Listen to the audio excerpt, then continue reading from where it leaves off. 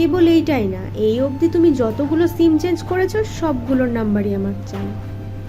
রবি সিম তোমার দুটো, গ্রামীণ একটি, টেলিটক একটি, বাংলা লিংক তিনটে সিম।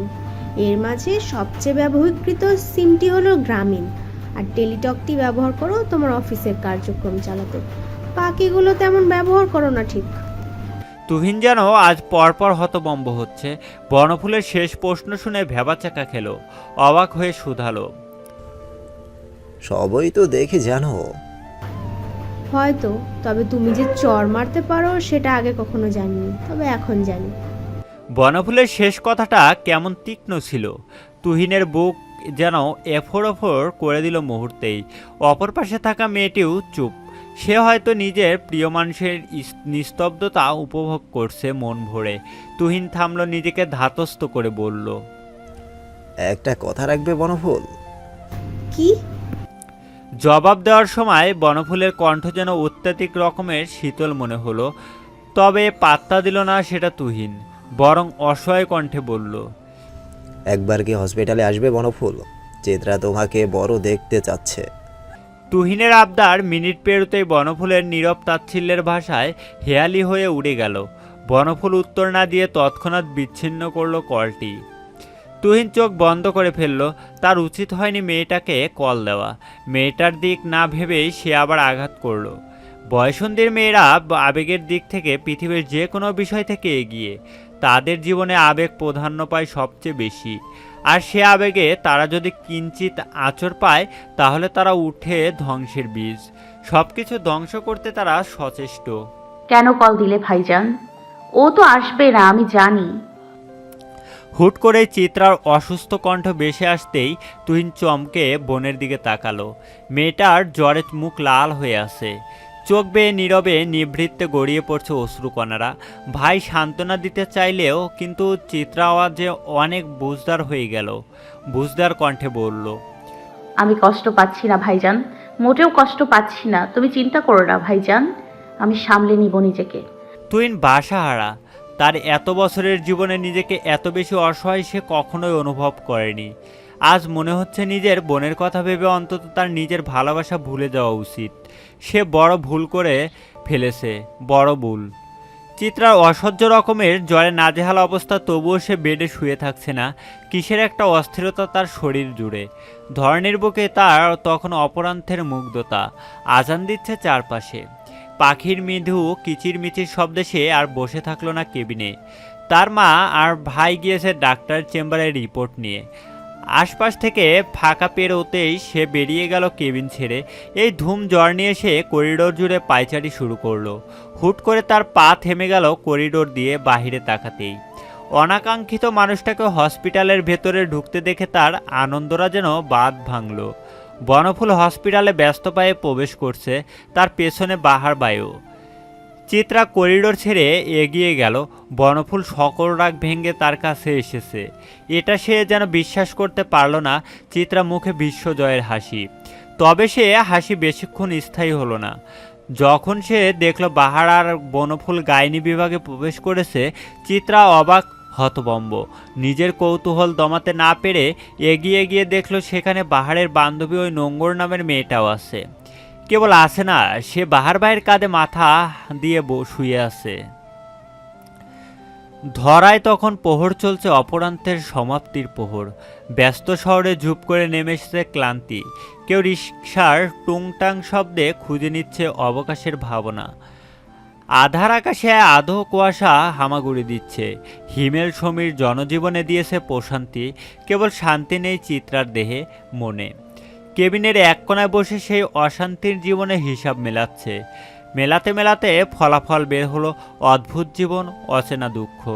চিত্রার চোখের কার্নিশ ঘেঁষে দুই ফোঁটা অশ্রু গড়িয়ে পড়ল। চোখের পাতায় ভেসে উঠল সেই অপ্রত্যাশিত নিষ্ঠুর অপ্রিয় দৃশ্যটি।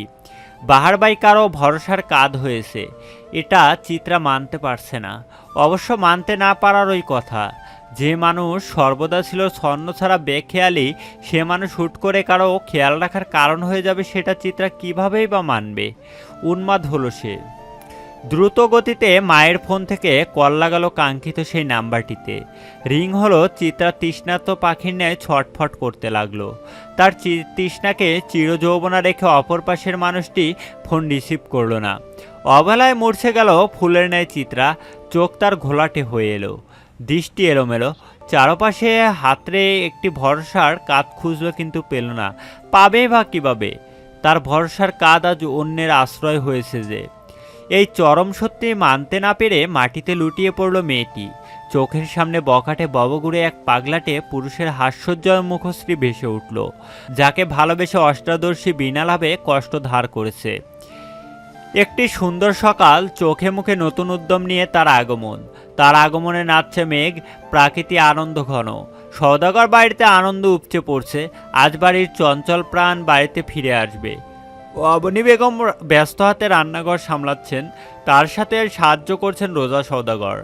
ব্যস্ত রান্নাঘরে হুট করে আগমন ঘটল ছোট্ট চেরির। এসেই মায়ের আঁচল টানলো, শুধালো। কি রাধু আম্মু? অবনী বেগমের ব্যস্ত হাত থামল না। কাজ করতে করতে মেয়ের উত্তর দিলেন।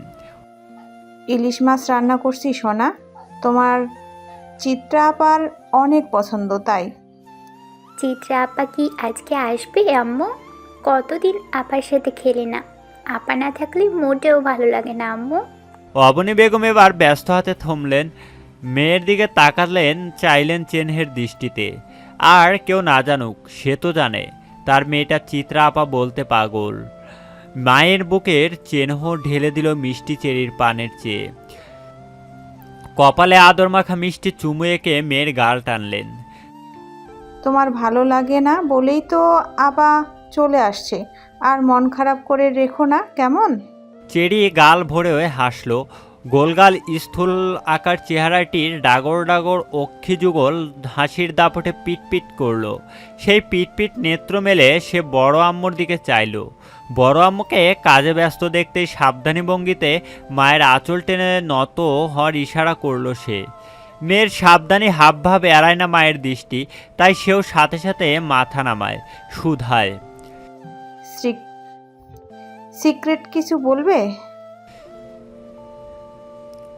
চেরি সম্মতিতে মাথা নেড়ে উপর নিচ প্রায় ফিসফিস করে বলে। আম্মু, তরকারিতে ইলিশ মাছের 2টো টুকরো বেশি দিও। বাহার ভাই আর বনফুল বুবুও তো ইলিশ মাছ অনেক পছন্দ করে।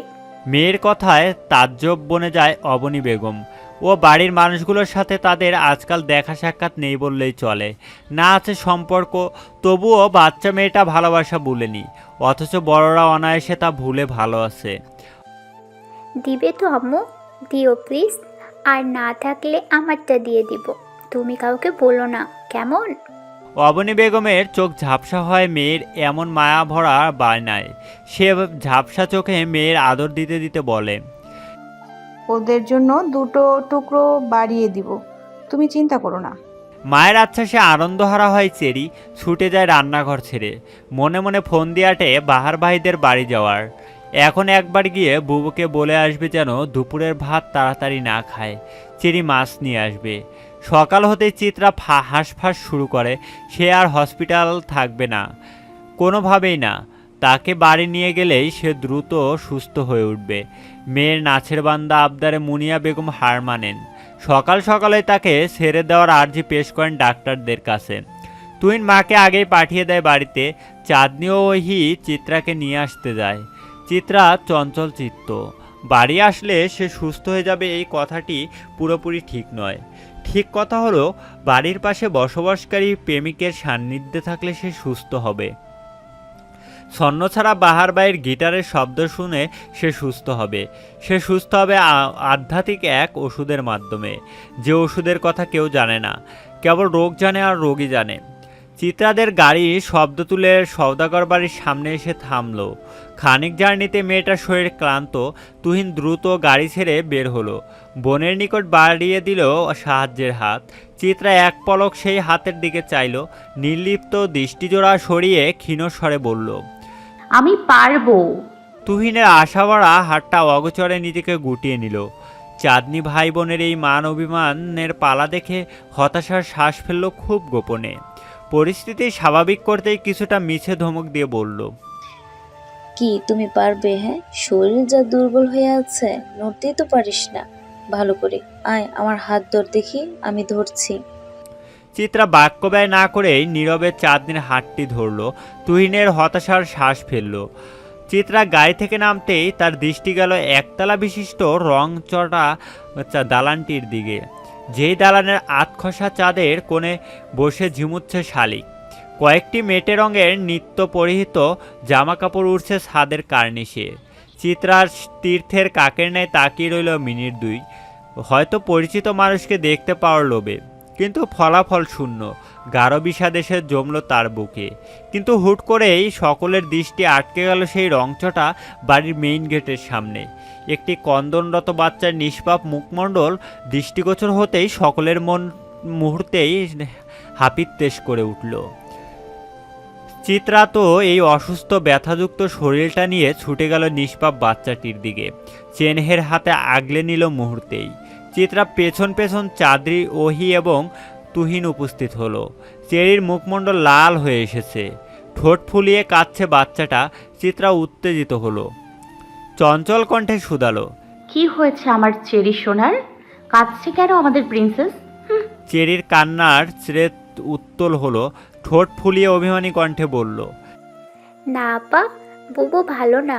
বনফুল বুবু পচা হয়ে গিয়েছে, সে মোটেও ভালো না। সকলের ভুরু কুঞ্চিত হলো। চিত্রা আহত চোখে চাইল বন্ধ দরজার দিকে। মনের মাঝে মানতে না চাওয়ায় এক ঝড় উতাল পাতাল ধ্বংস তুলল। বনফুল নামক মিষ্টি মেয়েটা এমন পাষাণ হয়ে গিয়েছে তা সে মানতে পারল না। ওহি নিজের ছোট বোনকে বুকে চেপে ধরল, দাঁত কিরমির করে জিজ্ঞেস করল। চেরির ঠোঁট ভেঙে কান্নারা ততক্ষণে আরও প্রশস্ত হলো। তারা জানল না বনফুলের দোষ কী ছিল। ততক্ষণে সওদাগর বাড়ির ভেতর পৌঁছে গেল এই সংবাদ। তাদের সামনের বাড়ির মানুষগুলো প্রতি এবার রাগ পোগার হলো তাদের।